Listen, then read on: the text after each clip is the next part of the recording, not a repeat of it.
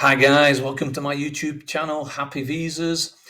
I'm going to tell you a very, very funny story that happened to me on a train from Moscow to Crimea. It's where I got the beautiful, stunning woman. I've got witnesses to prove it. I'm going to tell you where it went right, where it went wrong, what happened afterwards. It is an hilarious story about, when I had my 15 minutes of fame. A hilarious story. Please listen to the end. And if Richard is watching this video, you can make your comments and confirm or correct anything that I might have emblemished or took out of context. So anyway, yeah, so the story is Richard has organised a stag do for Darren, our friend from Canada. Um, the year was about 2008, and obviously stag do bachelor party if you're an American. So the three of us were going to Crimea, and we agreed to meet at the train station, all at the same time. This is where it all starts to go wrong. Me and Richard meet as planned at Kievskaya train station just before the departure, but there's no sign of Darren. We can't find him anywhere. So obviously we're on the phones to him. He's saying, I'm on the platform. That's a big relief to us. We're not so nervous now. We've still got 10 minutes left, but still no Darren. He swears blind he's on the platform one. We get off the train. We say, Darren, let's meet at the entrance. We meet him at the entrance. He's not there. Anyway, the idiot, just because his fiancee bought the ticket in Kurskaya, he incorrectly presumed the train was departing from Kurskaya. So he was at Kurskaya station. We are at Kievskaya's train station, and we have to make a decision.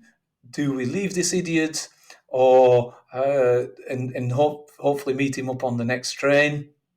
He gets the next train, or do we abandon the trip? So anyway, we decide to go. Everything's booked. So anyway, this is where it starts to get hilarious. We've booked the coupe class, me and Richard. We've topped up on beer. We've got a coupe compartment on the train. It's like it sleeps four.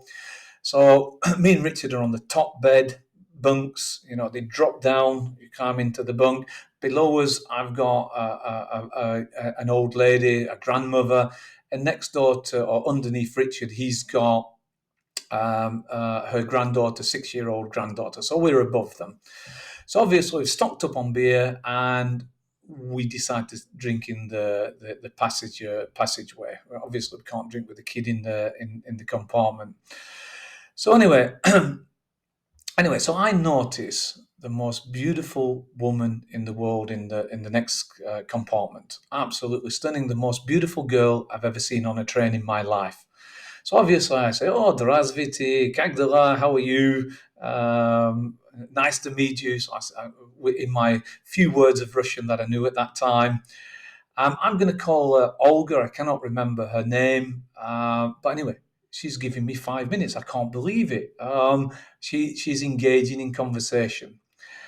So anyway, I say, "Sorry, Richard, as can be expected under the circumstances, all my attentions have been diverted to my new friend Olga." I'm in shock. She's actually talking to me. She's drinking beer with me.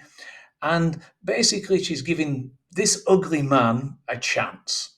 So anyway, so after several beers, at long last, Richard decides to call it a night and go to his bed and go to sleep. Me and Olga decide to have one more beer. So with Richard out of the way, and I thought he would never leave, I start to test the water romantically. I really, really think I'm in there. Now imagine this. She spoke perfect English, which was not common in 2008. Obviously, she was well educated, and she just looked amazing. She was young, stunning, amazing lady. And I'm thinking, what is the interest in a 40-year-old or almost 40-year-old hitting 40, reddish hair, and the onset of a beer belly? I'm drinking a lot of beer at that time.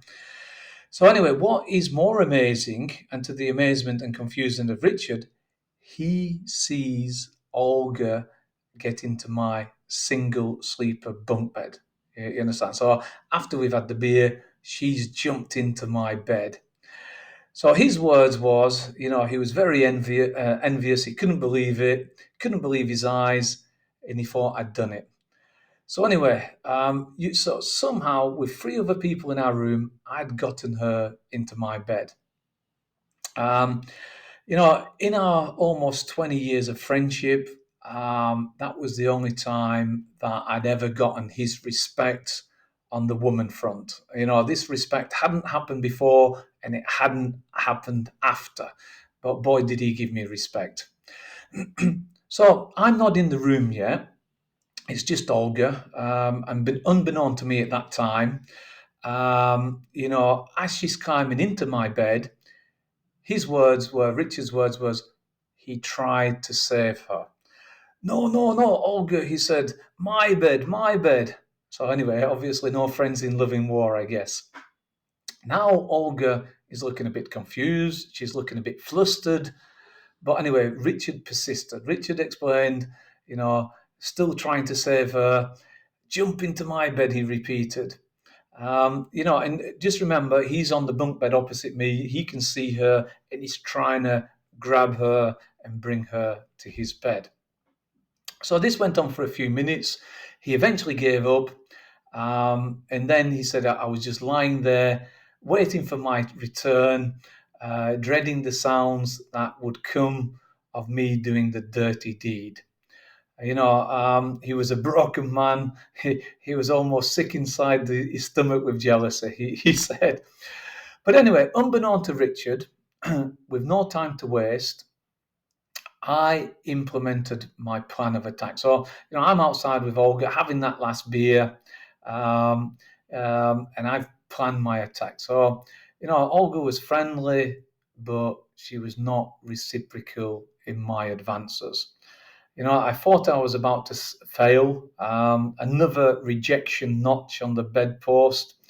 Um, she started to tell me, Phil, I hardly know you. I'm not that type of girl. Phil, I just want to be friends. The typical story when a girl doesn't want to come across as cheap and easy or going to plan. I thought, I've now changed my opinion. Maybe I do have a chance.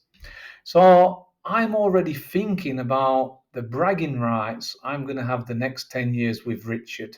I'm always going to remind him of this story of how I got the beautiful woman into my bunk bed on the train. So anyway, guys, this is exactly what happened. This is what happened. In her sleeper carriage, obviously the next door 1 2 hours, there was two intimidating, alcoholic, loud Russian men drinking vodka. Hence, that is why she joined me in the passageway in the first place. Now it started to make a little bit more sense. So anyway, I don't normally get more than 5 minutes with such beautiful women before they start to climb through the window trying to escape. Normally by then they've jumped off the train if it was on a train. I don't get more than 5 minutes. So to have that girl drink 5 or 6 beers with me, amazing, but wonderful girl. So anyway, um, they had invited her to drink, and they were also hoping for some action in the romance department. It was at this moment, to my disappointment, that she asked me to swap beds, to swap sleepers, to swap compartments. She wanted to move to my bed. She felt intimidated. Um, Her, along with two Russian men in her coupe, she was a little bit concerned. So obviously, what is so funny? I didn't know what the turn of events with Richard. I didn't know what was happening until the next morning when we both swapped our stories.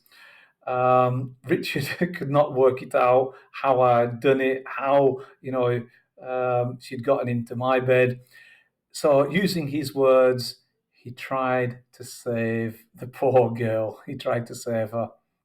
So anyway, the next morning, we go for breakfast, and he tells me, Phil, I give you the total respect. I couldn't understand why this girl was getting into your bunk bed. And he's telling me how he's trying to save her, bring her back to his bed. And, and to me, that was one of the funniest stories ever. And as I said, the only time I got true respect from Richard on the woman front. I just got total respect from him. Guys, that is a true story. Richard, if you're watching this video, please comment, tell your version of events.